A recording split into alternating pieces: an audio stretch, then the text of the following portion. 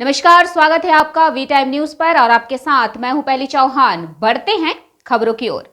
CITU ने गुरुवार दोपहर को मुर्शिदाबाद के फरक्का ब्लॉक में न्यू फरक्का स्टेशन से सटे सीआईटीयू के कार्यालय से वीडियो कार्यालय तक एक मार्च निकाला। फिर फरक्का बीडीओ के कार्यालय के सामने एक बैठक के माध्यम से फरक्का बीडीओ को सिटू की ओर से 7 मांगों के साथ एक ज्ञापन सौंपा गया। सीआईटीयू के प्रवक्ता ने कहा कि अगर मांगों को पूरा नहीं किया गया तो कल बड़े पैमाने पर आंदोलन किया जाएगा। फरक्का ब्लॉक सिटू के सचिव दिलीप मिश्रा, सिटू के नेता अमीनुल हुसैन मियां, मुजफ्फर हुसैन, मतीउर रहमान सहित सिटू के कार्यकर्ताओं और नेताओं ने भाग लिया।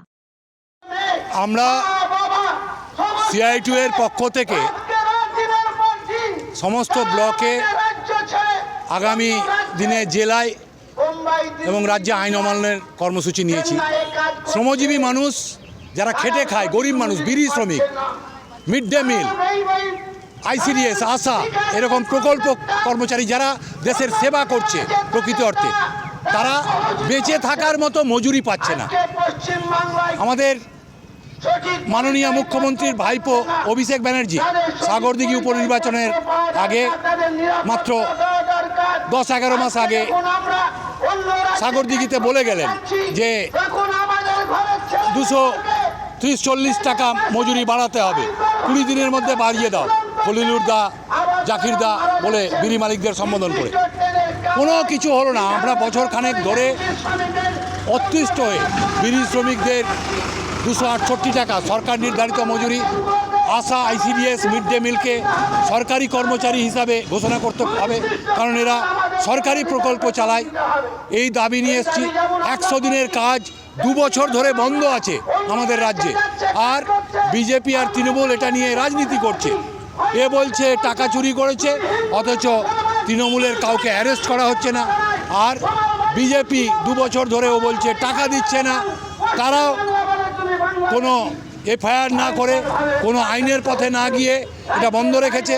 আমাদের নেতা পার্টির বিকাশ ভট্টাচার্য হাইকোর্টে মামলা করেছে এবং হাইকোর্ট 3 জন নোডাল অফিসারকে নিয়োগ করতে বলেছে যাতে 100 দিনের কাজ পশ্চিমবঙ্গে চালু হয়।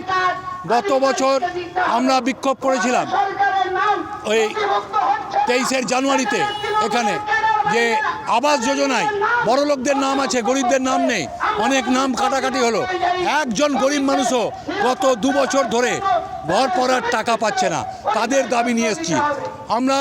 সর্বোপরি এই মন্দিরের নামে, মসজিদের নামে মানুষকে যে ভাগ করা হচ্ছে, হিন্দু মুসলিম রাজনীতি করা হচ্ছে, সেই সাম্প্রদায়িক টেনশন যাতে না হয়, সাম্প্রদায়িক সম্প্রীতি যাতে গরিব মানুষকে ভাগ না করতে পারে, তার জন্য আমরা রাজ্য সরকার, কেন্দ্র সরকারকে সে দাবি জানাচ্ছি যে এই সাম্প্রদায়িক সম্প্রীতি রক্ষা করার জন্য প্রশাসনকেও দায়িত্ব নিতে হবে এবং সাধারণ মানুষকেও আমরা এই ব্যাপারে সজাগ করছি।